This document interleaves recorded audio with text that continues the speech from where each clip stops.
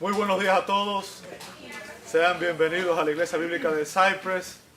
Es un placer, un gozo tremendo el estar nuevamente congregados en este lugar para adorar a nuestro Dios, ¿verdad? Damos gracias a Dios por la presencia de todos y cada uno de ustedes. Nos gozamos en que usted nos visite, nos acompañe en esta mañana y estamos muy felices y muy honrados con la presencia de todos ustedes. Amados, el rol por el que estoy aquí, la razón por la que estoy aquí es porque me toca exponer la Escritura y el mensaje de hoy creo que va a ser un poquito largo, así que quiero ir directo a lo que me toca. Les invito a abrir su Biblia en Romanos capítulo 6, verso 2. Verso 2. Y el mensaje de hoy está basado nada más que en una frase del verso 2. ¿Ok? Una sola frase. Ahí vamos a pasarnos la mañana hoy. Y no sé si lo voy a terminar, vamos a ver.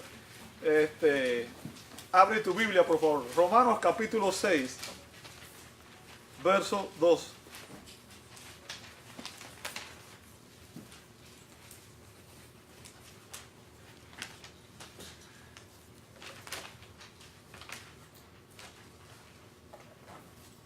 Romanos 6, verso 2. Abre tu Biblia.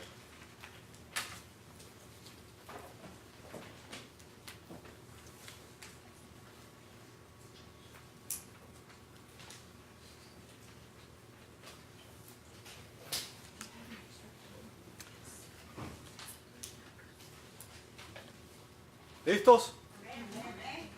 Si tiene su Biblia abierta en Romanos 6.2, yo le voy a rogar que usted me preste su atención y les voy a pedir ahora que vayamos juntos al Señor en oración y pidamos la guía del Espíritu Santo, ¿verdad? Amado Dios, te damos gracias por tus bondades, por tus misericordias, por tu fidelidad, por el privilegio de poder reunirnos en este lugar para juntos adorar tu nombre, Señor.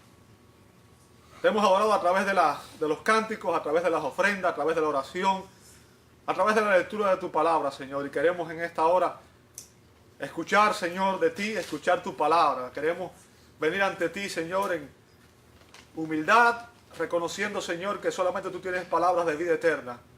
Y por eso pedimos que en esta mañana, Señor, sea tu Espíritu el que nos guíe a toda verdad. Y que tú nos ayudes a ver el mensaje que esta preciosa palabra, esta bendita palabra tiene para nosotros, Señor. Abre nuestros ojos espirituales, Señor. Prepara nuestras mentes, nuestros corazones. Y permite que esta palabra sea de bendición para todos nosotros y para edificación de tu pueblo, Señor. Lo pedimos no en nuestros méritos, sino en los méritos de aquel que es nuestro Señor y Salvador, nuestro gran Dios y Salvador Jesucristo, a quien damos gloria y honra. Amén, amén y amén.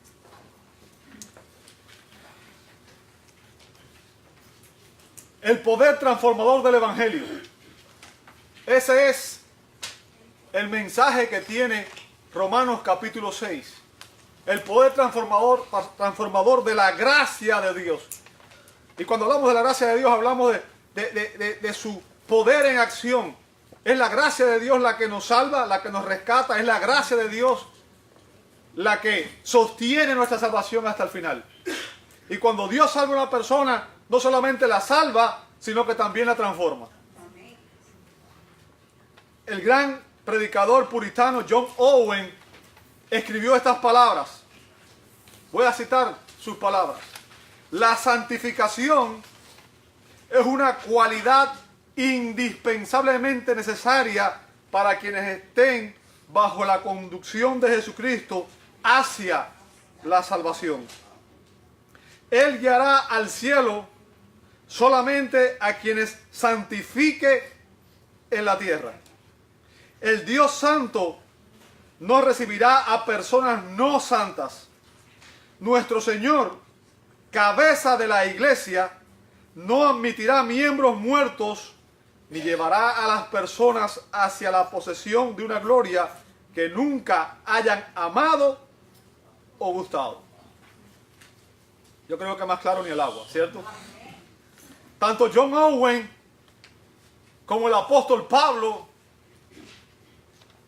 estaban convencidos de que la salvación por gracia mediante la fe en Cristo siempre produce vidas transformadas, siempre produce vidas santas.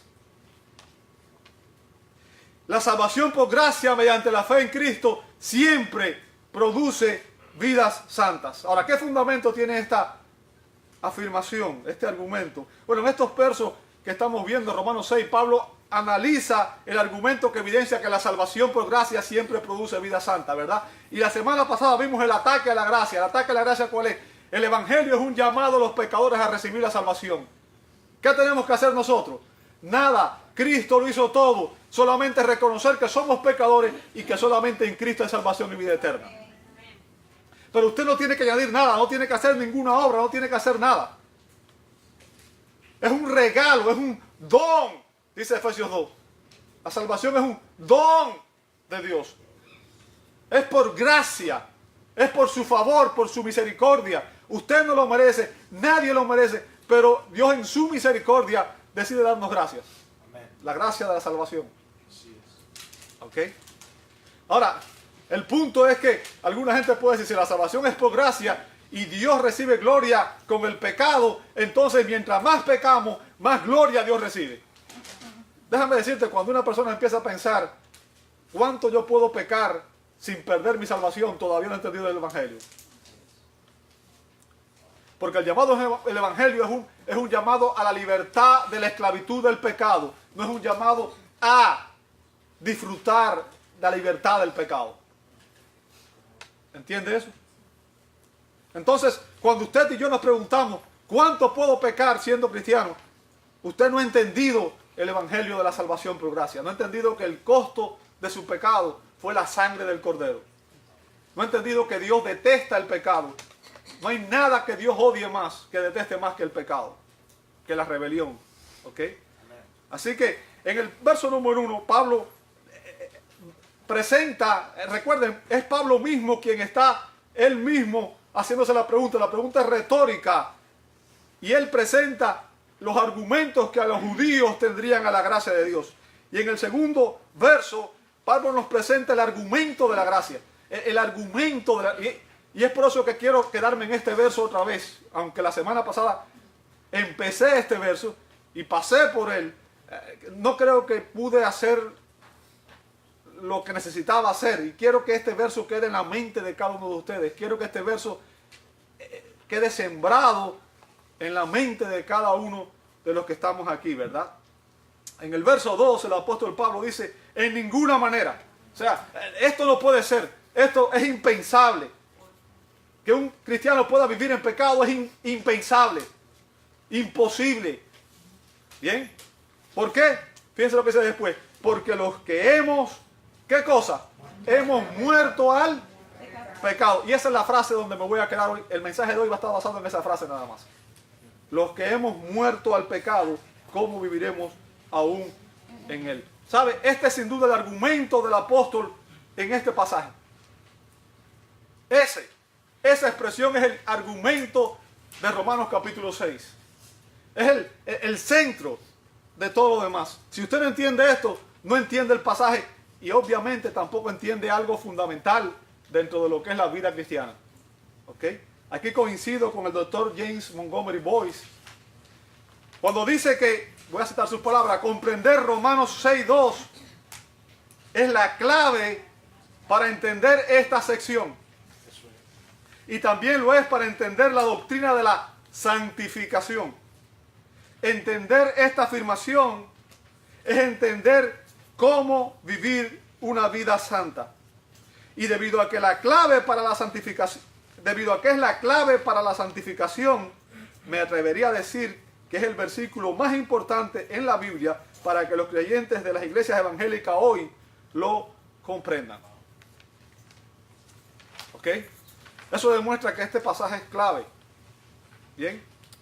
Pablo afirma que los cristianos, todo aquel que es cristiano, todo aquel que ha sido salvo, todo aquel que ha sido salvo por la gracia de Dios mediante la fe en Cristo, dice que hemos muerto al pecado. Ahora la pregunta es, ¿qué significa eso? ¿Cierto? Si yo le dijera, usted ha muerto al pecado, ¿qué significa eso para usted y para mí? ¿Sabe? Como en todo, lamentablemente existen muchos errores en cuanto a la interpretación de de este verso. La más común es conocida como el perfeccionismo. El perfeccionismo. Hombres como John Wesley, el fundador del metodismo, la iglesia metodista, él pensaba, él creía que un cristiano puede alcanzar la perfección espiritual en esta tierra. ¿Okay? Esta posición enseña que el cristiano está completamente muerto a la influencia, el poder y el amor del pecado. Completamente muerto. O sea, los perfeccionistas fundamentan su interpretación. Ellos creen esto basado en la analogía que el apóstol Pablo utiliza en este pasaje. ¿Ok? Así como un cadáver, usted sabe que un cadáver, cuando una persona muere, el cadáver deja de responder a todos los estímulos, ¿cierto? Usted puede hacer con un cadáver lo que usted quiera, el cadáver nunca va a responder, ¿cierto? ¿Por qué? Porque todos sus sentidos dejaron de funcionar. El alma salió de ese cuerpo y ese cuerpo es simplemente un caparazón. ¿Ok? El espíritu y el alma, que es el que da vida, ya no están ahí. Ellos afirman que así como ocurre con la experiencia física, los verdaderos creyentes no sienten, no responden a los estímulos de la tentación. ¿Ok?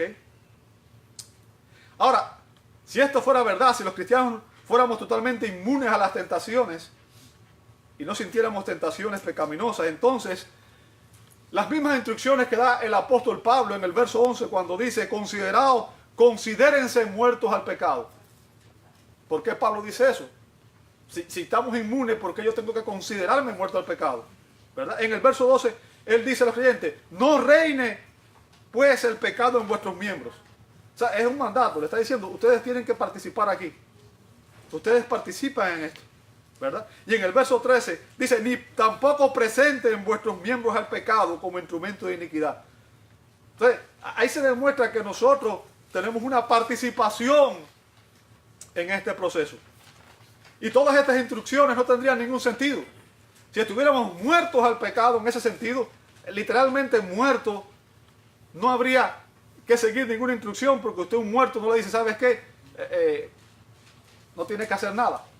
Usted un muerto no le pide que haga nada, porque sabe que no va a poder hacer nada aunque usted se lo pida. ¿Hace sentido eso o no? Ok. ¿Sabe? Si usted lee la Escritura, Jesús, cuando sus discípulos le dijeron, enséñanos a orar, si usted lee la Escritura, que mucha gente llama el Padre Nuestro, Jesús dijo en Mateo 6:13, dijo, y no nos metas en tentación. Usted sabe que eso significa, no permitas que caigamos en tentación. ¿Ok? O sea, y fue algo que Jesús le enseñó a orar a los discípulos. Ahora, si nosotros somos inmunes a la tentación, ¿qué sentido tendría pedirle a Dios que Él nos libre de caer en tentación?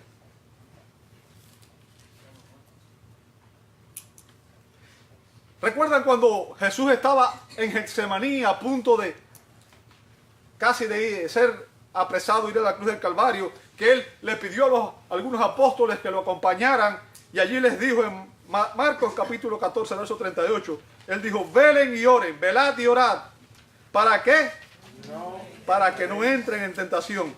Y noten las palabras que Él dice después. El espíritu a la verdad está dispuesto, pero la carne es débil. Velen y estén alertas. Oren.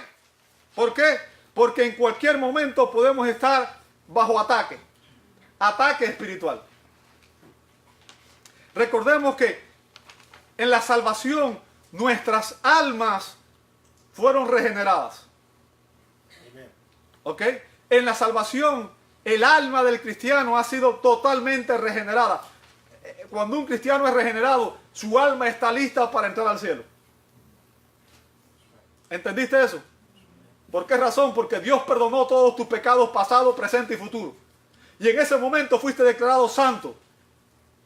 Fuiste justificado ante Dios. No por tus méritos, sino porque Dios te aplicó los méritos de Cristo. La sangre de Cristo cubre todos tus pecados. Cristo es tu representante. y a ti te fue imputada la justicia de Cristo. Por tanto, tu alma ha sido santificada en ese momento. ¿Ok? En el momento de que fuiste regenerado, en el momento que naciste de nuevo. Y es por eso que Jesús dice, el espíritu está dispuesto. ¿Bien? Note, esto es con relación a los creyentes. Una persona que no es creyente está muerto espiritualmente. Hello. Pero nuestros cuerpos físicos aún no han sido regenerados. Nuestros cuerpos físicos, su cuerpo físico y mi cuerpo físico serán regenerados el día en que vayamos a la presencia de Dios. ¿Me escuchó? Es por eso que Jesús dice, la carne es débil. ¿Por qué? Porque nuestro cuerpo físico todavía aún no ha sido transformado a la imagen del cuerpo de Cristo. Y todavía el cuerpo en nuestra memoria pasada está acostumbrado al pecado en que vivíamos. ¿Ve la batalla que hay? Ahora, el punto es, ¿cuántos de ustedes alguna vez experimentan tentaciones?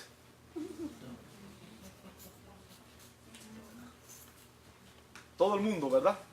Eso demuestra que ni las Escrituras, ni nuestras experiencias personales respaldan esta interpretación del perfeccionismo. Ningún cristiano va a ser perfecto espiritualmente en esta tierra. No importa cuán maduro usted sea, el único que lo ha sido fue y será, fue nuestro Señor Jesucristo. De ahí en fuera, nadie más. ¿Bien? Por tanto, rechazamos esta interpretación como una interpretación errónea, equivocada. ¿Sabe? Un segundo error de interpretación es que debemos morir cada día más al pecado. Ojo, eso es cierto. Pero eso no es lo que significa este pasaje. ¿Ok?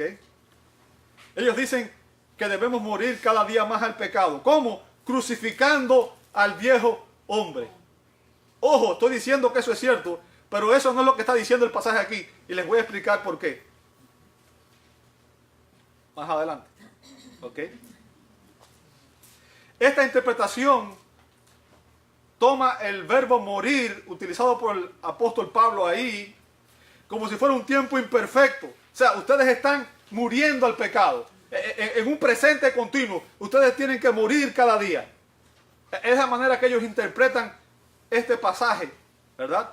El error está en que cuando Pablo dice esto, ustedes están muertos al pecado. Lo que Pablo usa aquí, el verbo aponescu, que significa han muerto. Es algo, es un aoristo, es un evento, algo que ocurrió en el pasado sin relación a un proceso. ¿Entendiste eso? No es algo que tú haces día a día, es algo que ocurrió en el pasado y que ya no va a suceder más. Ahora, no solamente eso, sino que es algo que no que tú hiciste, sino que es algo que hicieron en ti. ¿Escuchaste la segunda? Es algo que hicieron en ti. No tiene ninguna relación con un proceso. Esto ocurrió en el momento en que usted fue salvo. En el momento de la salvación. Y como dice el Dr. J. Montgomery Boyce, el secreto de la santificación no son nuestras experiencias o emociones presentes, por muy significativas o intensas que sean, sino algo que ya ha sucedido en el pasado. Usted no puede vivir su vida cristiana por las experiencias. Las experiencias cambian. Nuestros estados de ánimo cambian. Cuando todo va bien, estamos felices.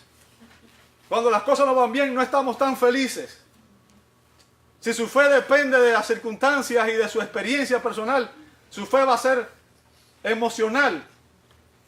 Su fe tiene que estar fundada en la verdad que no cambia. ¿Bien? Ahora, un tercer error de interpretación afirma que el cristiano no puede continuar en pecado porque ha renunciado a él en la conversión. Recuerde, el llamado del evangelio de Dios es un llamado ¿a qué? Al arrepentimiento y a la fe en Cristo. Tenemos que arrepentirnos de nuestros pecados. Hasta que una persona no se arrepiente de sus pecados, no ha entendido el Evangelio.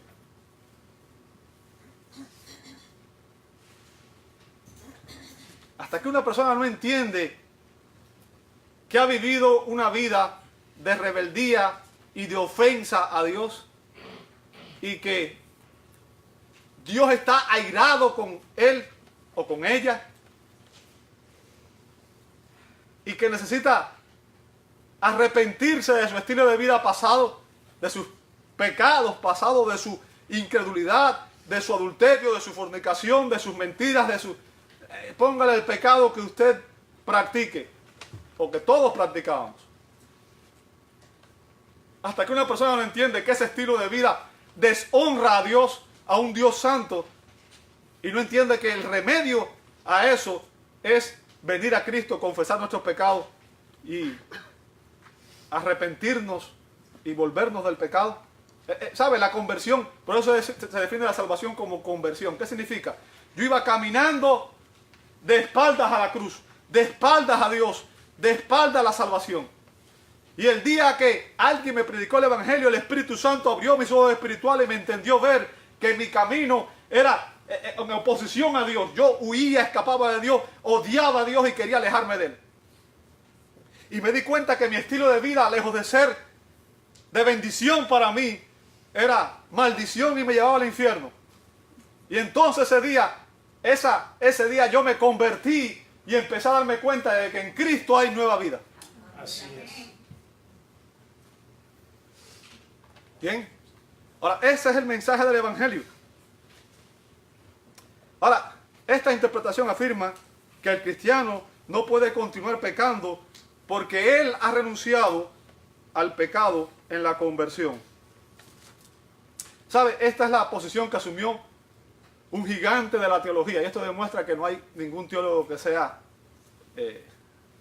perfecto. El único teólogo perfecto fue Jesucristo, ¿cierto?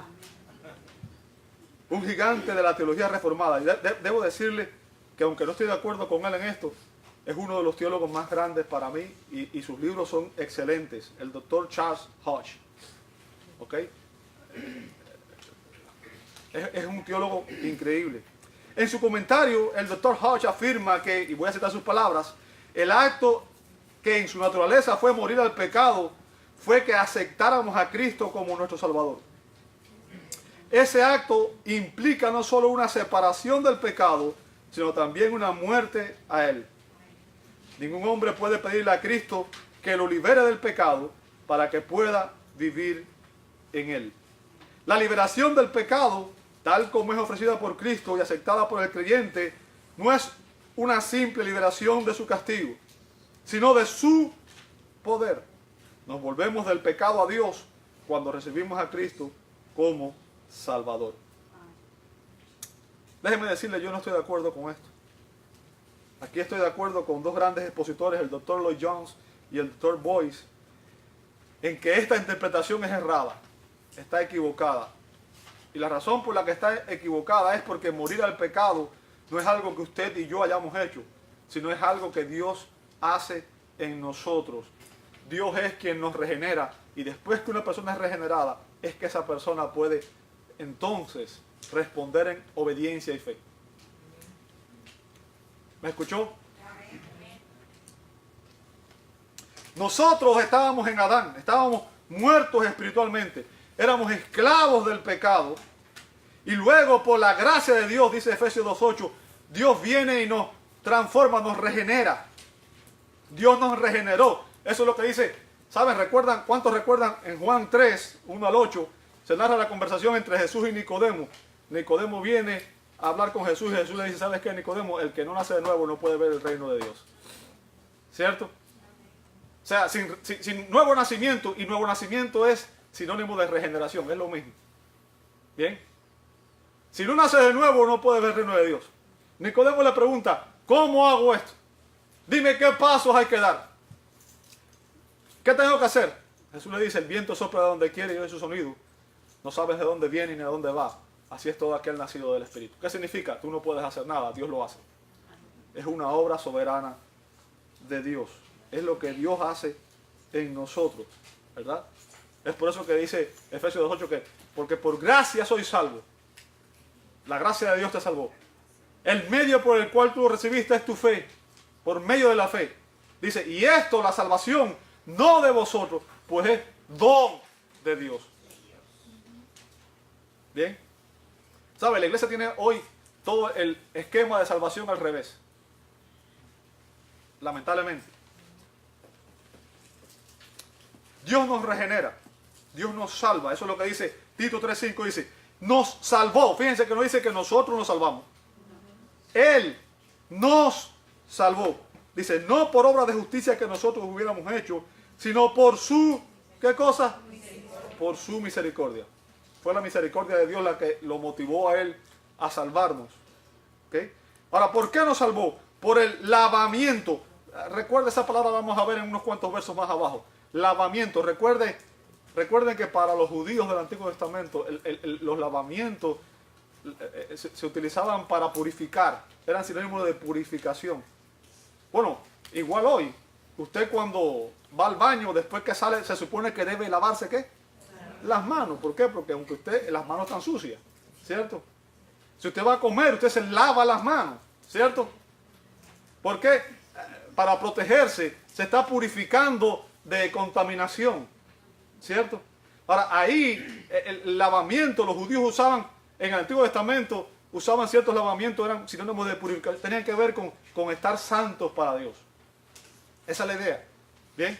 Pero más que todo, si usted lee, por ejemplo, en Ezequiel 11, 19 al 20 y en Ezequiel 36, 25 al 27, se nos dice, yo derramaré agua limpia, es promesa del pacto, del nuevo pacto, yo derramaré agua limpia sobre ustedes, quitaré su corazón de piedra. Y fíjense, siempre que está hablando, se está hablando de que Dios es quien está haciendo eso, nunca de que nosotros tenemos que ver. Es Dios quien dice, yo voy a quitar su corazón de piedra, yo les voy a poner un corazón de carne, yo voy a poner mi espíritu en ustedes y yo voy a hacer que anden mis estatutos. ¿Qué significa eso? Es Dios quien nos salva, es Dios quien nos regenera, es Dios quien empieza la salvación. Si Dios no lo hiciera, usted y yo seguiríamos en el churre, en el pecado, en la contaminación. Dios nos lava, no con agua, sino con la sangre de Cristo. Dice, por el lavamiento de la regeneración. ¿Ve ahí? Dice exactamente lo que es el lavamiento, es la regeneración. Esa obra que Dios hace en el corazón del pecador. Y por la renovación en el Espíritu Santo. ¿Quién obra la regeneración? Es el Espíritu Santo. Ese es el ministerio, es uno de los ministerios del Espíritu Santo. Es una de las cosas que el Espíritu hace por nosotros. Dios nos regeneró. ¿Sabe? En ese acto, nuestra participación fue pasiva. Hello. En ese acto, tu participación y la mía fue pasiva. Fue Dios quien hizo eso. Tú no tienes nada que ver ahí. Bien.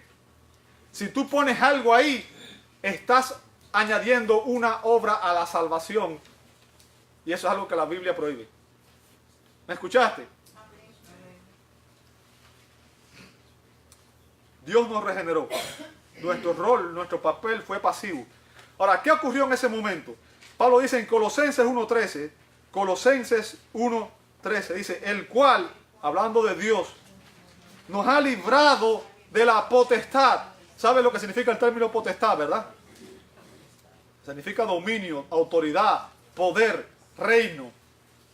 Bien, nos ha librado de la potestad de las tinieblas, del reino de las tinieblas, de la autoridad de las tinieblas. Dios nos ha librado y nos ha, ¿qué cosa? Trasladado al reino de su amado Hijo. ¿Sabe cuándo ocurrió eso? ¿Sabe cuándo ocurrió eso? Hello. No se me distraigan. Eso ocurrió el día de su salvación. Ese día usted fue transferido del reino de Satanás al reino de Cristo. Del reino de las tinieblas al reino de la luz. Del reino de la mentira al reino de la verdad. Del reino de la justicia al reino de la justicia. Del reino de la confusión al reino de paz.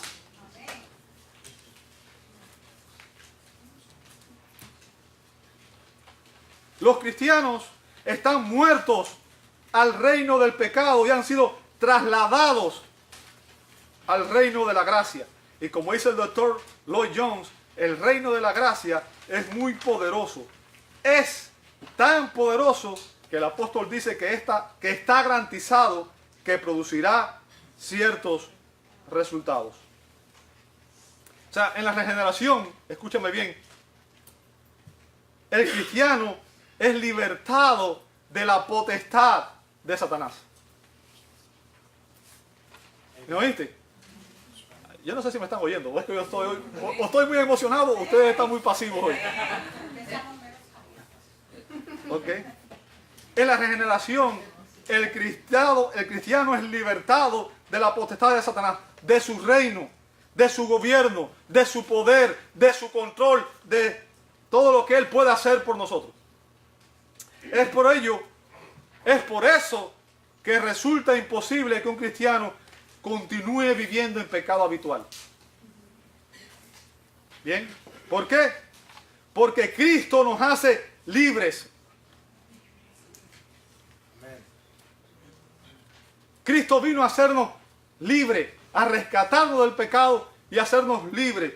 ¿Dónde está eso? Juan capítulo 8, versos 31 al 38. Nada más voy a leer unos pedazos. Verso 32 dice: y conoceréis la verdad, y la verdad os hará libres.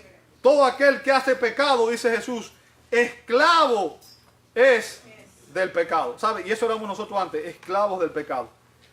Dice el verso 36, así que si el Hijo os libertare, seréis verdaderamente libres. En Cristo hay libertad del pecado.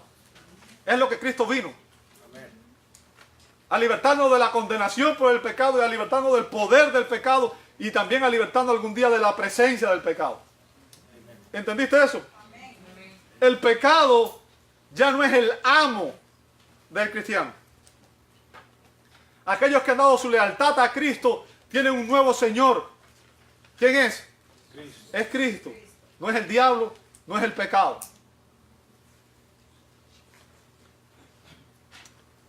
El cuarto error de interpretación se le atribuye a un hombre llamado Robert Haldane. Él enseñó que los cristianos han muerto a la culpa por el pecado.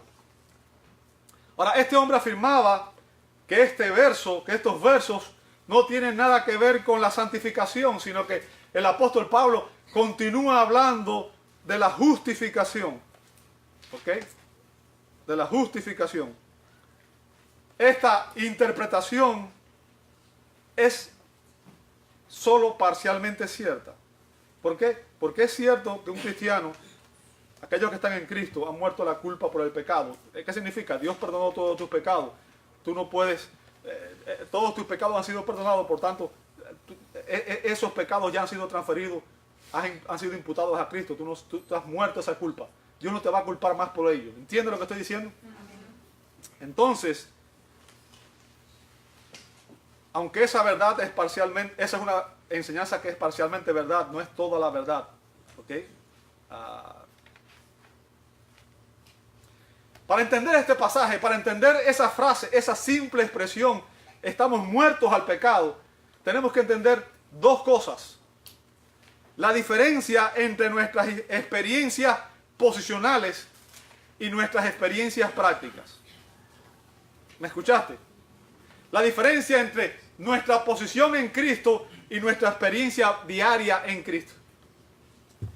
Ahora, ya les expliqué ahorita, cuando venía de camino, que el día que usted fue rescatado, usted fue transferido del reino de las tinieblas al reino de la luz. Que fue transferido del reino de Satanás al reino de Cristo. Que fue transferido de estar en Adán a estar en Cristo. ¿Verdad? En Cristo. Y aunque el Nuevo Testamento habla de una santificación posicional, ¿qué es santificación posicional? El día que Dios lo rescató, ese día Dios perdonó todos tus pecados, pasados, incluido el de incredulidad, presentes y los por venir. Es por eso que los cristianos son vistos en la Escritura como santos. ¿Sabe lo que significa el término santo? Apartado para Dios, separado del mundo y apartado para Dios. Amén. Un cristiano ya no es visto como un pecador, es visto como un santo. ¿Sabe por qué? Porque Dios mismo es quien nos escogió y Dios mismo es quien nos está santificando. Así es. ¿Entiendes eso? Ahora, posicionalmente, ese día tú fuiste transferido al reino de Dios. ¿Ok? Dios perdonó todos tus pecados. Eso es lo que se conoce como nuestra experiencia de santificación posicional. Pero la Biblia también habla, el Nuevo Testamento también habla de una santificación progresiva que continúa a lo largo de todas nuestras vidas cristianas. ¿Y qué es esa santificación progresiva? Es la manera en que Dios está obrando en nosotros para conformarnos a la imagen de Cristo. Haciéndolo más como Cristo. Cambiando todas aquellas actitudes pecaminosas por nuevos valores, por nuevas convicciones espirituales, éticas, morales, conforme a la santidad de Dios. Así es. ¿Sabe? Con relación a nuestras experiencias posicionales, Jesús le dijo a Pablo, cuando Jesús le dio un mandato a Pablo, lo llamó ¿saben? Pablo no andaba buscando a Jesús. Recuerdan que antes de ser Pablo, él era Saulo de Tarso. ¿Recuerda eso?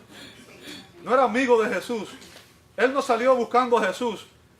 Él era enemigo de Jesús. Era enemigo de la iglesia. Se llamaba Saulo de Tarso y andaba persiguiendo a la iglesia cuando Jesús mismo le salió al encuentro. Y transformó a Saulo de Tarso, lo transformó en el apóstol Pablo. Si hay un ejemplo en la escritura de la salvación por gracia y que el hombre no es quien busca a Dios, es Pablo. Pablo entendía bien la gracia de Dios. ¿Ok?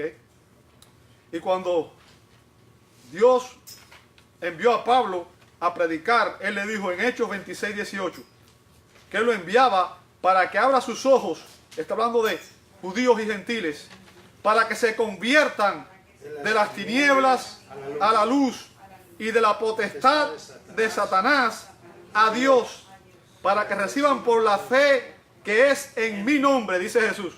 ¿Lo ve ahí? ¿Qué reciben? Perdón de pecados y herencia entre los santificados. Eso es lo que sucede cuando una persona recibe el Evangelio, cree el Evangelio. A recibir a Cristo, en Cristo, todos tus pecados son perdonados. ¿Ok? Nuestra conversión comienza con la regeneración, que es una obra soberana de Dios. ¿Ok? Todos aquellos que han experimentado la salvación por gracia mediante la fe en Cristo han sido trasladados posicionalmente del reino de las tinieblas, de su autoridad, de su poder, del reino del pecado y Satanás al reino de Cristo. Y hoy, escúchame bien, y esto es importante, hoy todo cristiano, escucha esto, todo cristiano hoy es un ciudadano del reino de los cielos. ¿Dónde está eso en la escritura? En Filipenses 3:20.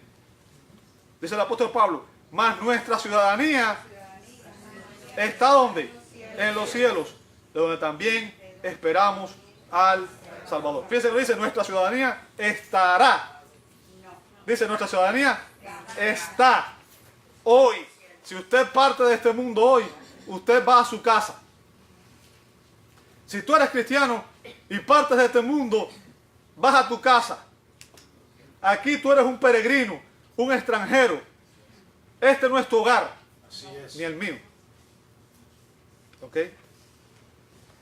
La muerte y la resurrección de Cristo han puesto fin al dominio, al reino del pecado sobre los creyentes.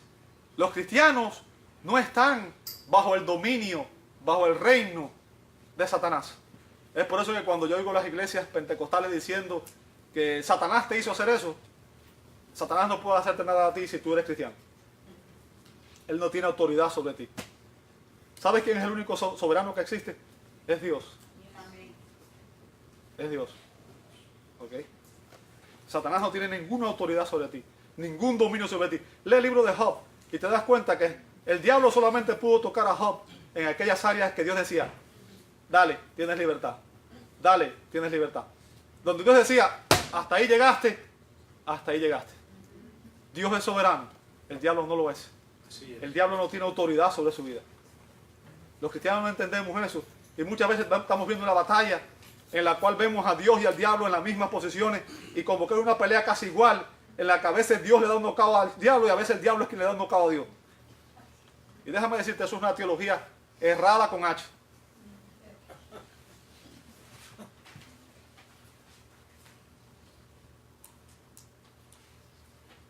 Dios es soberano, el único soberano. En la Escritura, los cristianos somos vistos como santos.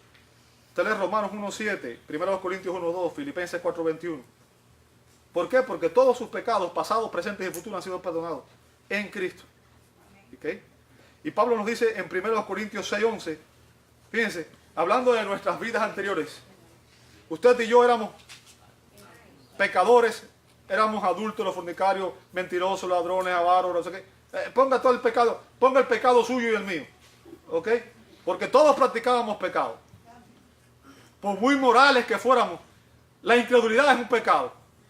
La idolatría es un pecado. Adorar a otros dioses es un pecado. Grave. ¿Ok? Dice, y esto erais alguno. Mas ya habéis sido, ¿qué cosa? Lavado. Otra vez ahí, ¿lo veis? Ya esa inmoralidad, ya esa suciedad espiritual que había en ustedes, Dios la lavó. ¿Entiende eso? Usted no está sucio, usted está limpio. Ya habéis sido lavados. Fíjense lo que dice después. Ya habéis sido, ¿qué cosa? No dice que van a ser santificados. Dice, ya fueron santificados. Aquellos que están en Cristo ya son santos. Hello. Ya habéis sido justificados en el nombre del Señor Jesús y por el Espíritu de nuestro Dios. ¿Quién hizo todo eso? El Espíritu Santo lo hizo en la aplicación de la salvación. ¿Me escuchaste, iglesia? Amén. Es Dios quien obra todo esto en nosotros. Los que están en Cristo ya han sido lavados, han sido regenerados. Ya hemos sido justificados, hemos sido reconciliados con Dios. Y ya hemos sido santificados. El dominio del pecado ha sido quebrantado y reemplazado por un nuevo patrón de obediencia y santidad que trae como resultado una nueva conducta. ¿Qué significa eso? La regeneración produce un cambio moral definido. Es por eso que la Escritura dice, 2 Corintios 5:17, si alguno está en Cristo, ¿qué cosa? Las cosas viejas pasaron. Tu antiguo estilo de vida pasó, quedó atrás. He aquí, todas son hechas nuevas. ¿Qué significa eso? Es un borrón y cuenta nueva. Es un comenzar de nuevo. Todo aquel que ha nacido de nuevo no puede continuar pecando como un hábito o costumbre. Ese no es su estilo de vida. Como dijo Juan en 1 Juan 3:9, el que es de Cristo no practica el pecado. ¿Por qué? Porque hay una nueva vida espiritual que está en él. Una vida espiritual que es quien nos guarda, quien nos controla. ¿Ok? Este paso inicial en la santificación involucra el rompimiento definitivo con el poder dominante del pecado. De manera que el creyente ya no está controlado o dominado por el pecado. Ya no le gusta pecar, ya no ama pecar.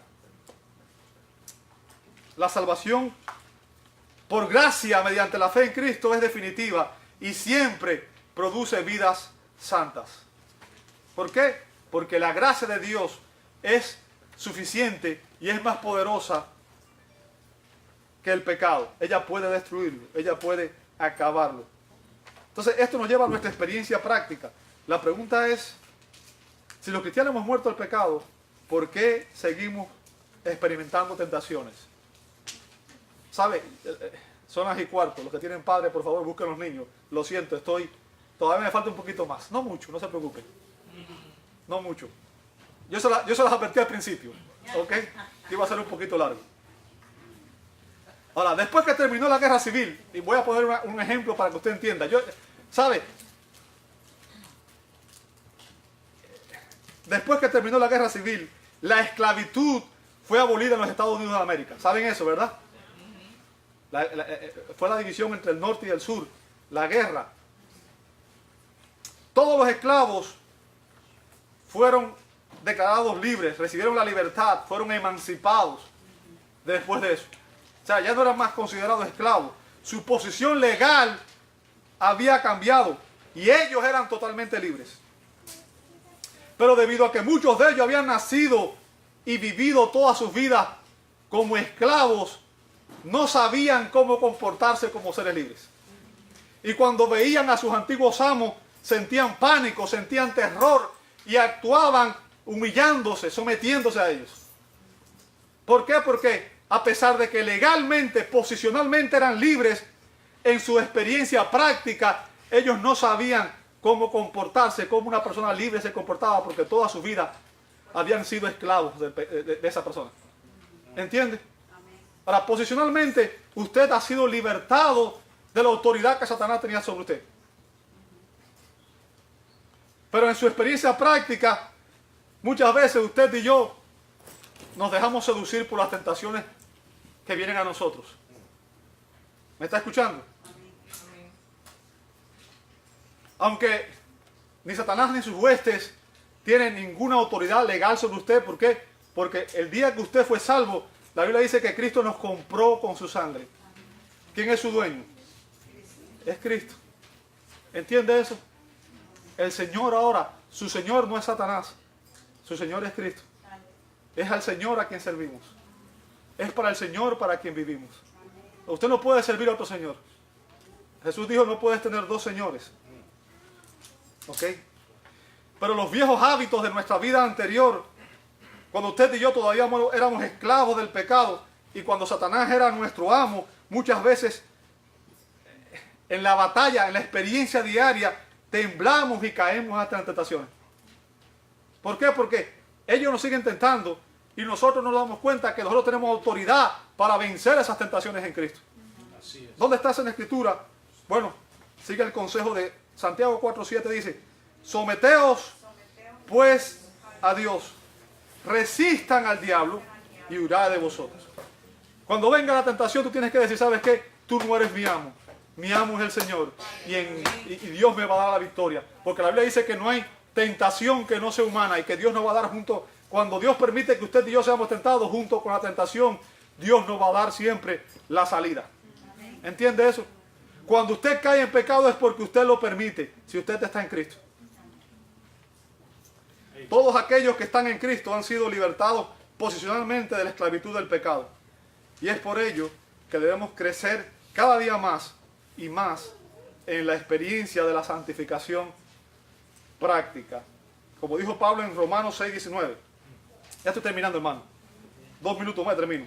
Romanos 6:19. Dice Pablo, hablo como humano por vuestra humana debilidad, que así como para iniquidad presentasteis vuestros miembros para servir a la inmundicia y a la iniquidad.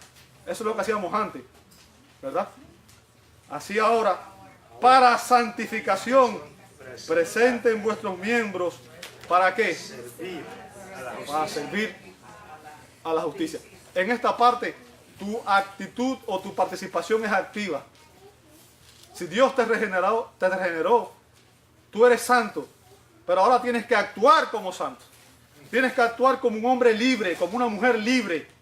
El pecado no es tu amo, no es tu dueño. Tú tienes que pararte firme y decir, en Cristo yo tengo victoria sobre el pecado.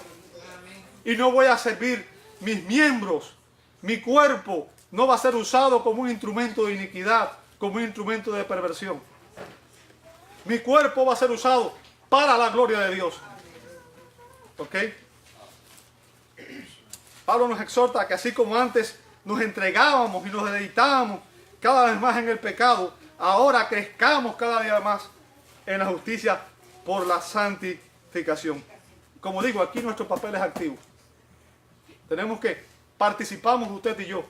Dios obra en nosotros, pero nosotros tenemos que someternos a su señorío, a someternos a su dirección. ¿Ok? Es por eso que en la Escritura se nos exhorta a los cristianos, dice Hebreos 12:14, sigan la paz con todos. ¿Y qué cosa? Y la santidad, sin la cual nadie verá al Señor. Si tú no sigues la santidad y sigues el pecado, eso significa que tú no estás salvo. ¿Me escuchaste? ¿Por qué razón? Note lo que dice 1 Tesalonicenses 4:3. Dice, pues la voluntad de Dios, fíjense, la voluntad de Dios es ¿qué cosa? Es nuestra santificación. Esa es la voluntad de Dios para tu vida y para la mía. Dice después, que os apartéis de fornicación. ¿Lo ve ahí? Y fornicación es relación sexual fuera del matrimonio, pero muchas cosas más. Ahora, ¿cómo podemos crecer los cristianos en santidad? Obviamente, esto es una predicación y va a venir las próximas 2 semanas. Pero nada más voy a dar algunos patrones rápidos para concluir el mensaje. Aquellos que estamos en Cristo, se nos dice que debemos orar, Efesios 6:18 y Filipenses 4:6. Todo el tiempo. Orad sin cesar. Debemos adorar a Dios, Efesios 5:18 al 21, 18 al 20. La adoración es un estilo de vida y se puede hacer en cualquier momento. Usted no tiene que venir al templo a adorar.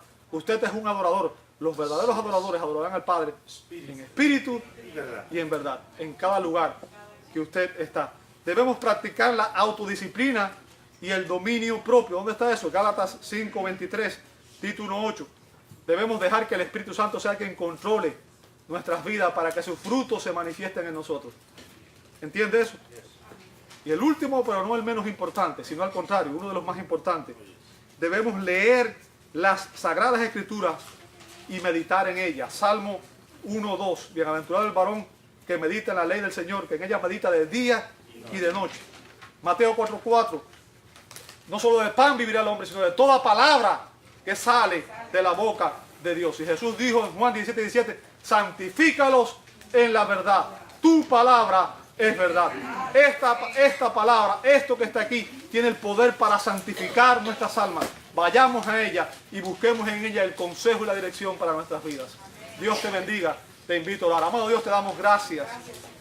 Gracias porque tú eres un Dios de misericordia, un Dios de gracia, un Dios de compasión y un Dios que hace obras nuevas, un Dios que transforma las vidas de aquellos que estábamos perdidos en el pecado. Y hoy, Señor, por tu gracia, tú nos has rescatado, nos has redimido, nos has comprado. Y somos tu pueblo, somos tus hijos. Gracias por tu favor, por tu misericordia, por tu perdón. Gracias porque no somos dignos, Señor, pero a ti te ha placido hacerlo. Y es tu misericordia la razón por la cual estamos aquí, Señor. Queremos adorarte por ello y darte la gloria y la honra que tú mereces. Y con ella también, Señor, expresar nuestra gratitud por todo lo que tú haces a favor nuestro, Señor. No hay palabras como agradecer el sacrificio que el Cordero de Dios hizo por nosotros, Señor. Ayúdanos a reverenciar y a dar gloria a su nombre cada día con cada una de nuestras actitudes, Señor. Lo pedimos en el nombre de Jesús. Amén. Y amén.